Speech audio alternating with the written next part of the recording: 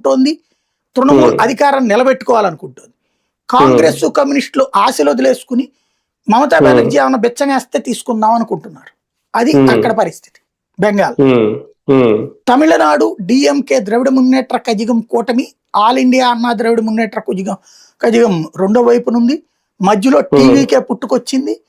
ఒకప్పుడు cinema actor DMDK Vijayakanth వాళ్ళ party వెళ్ళి స్టాలిన్ వాళ్ళతో కలిసింది. ఒకప్పుడు జయలలిత పెట్టిన శాశ్వత తాత్కాలిక ముఖ్యమంత్రి పన్నీర్ సెల్వం, అంటే జయలలిత జైలుకి వెళ్ళినప్పుడల్లా ఆయనే ముఖ్యమంత్రి, తాత్కాలిక ముఖ్యమంత్రి. అందుకని ఆయన శాశ్వత తాత్కాలిక ముఖ్యమంత్రి అంటారనమాట.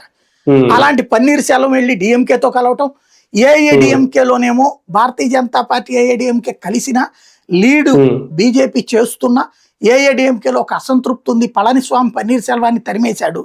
ప్లస్ శశికళ ఒక పార్టీ పెట్టింది. అక్కడ కులాల కురుక్షేత్రం ఉంది. బీజేపీ వేస్తున్న ఎత్తుగడలు అక్కడ సక్సెస్ అవుతాయా లేదా అన్న డిఎంకేని సంతృప్తిపరచడం కోసం అన్నామలైని పక్కన పెట్టి ఏఐఏడిఎంకేలో మంత్రివర్గంలో మంత్రిగా ఉన్న బయటకు వచ్చి బీజేపీలో చేరిన నాగేంద్రని తీసుకొచ్చి అక్కడ రాష్ట్ర అధ్యక్షుడిగా పెట్టారు. తద్వారా కూటమిలో ప్రాబ్లం రాకుండా చూసుకున్నారు.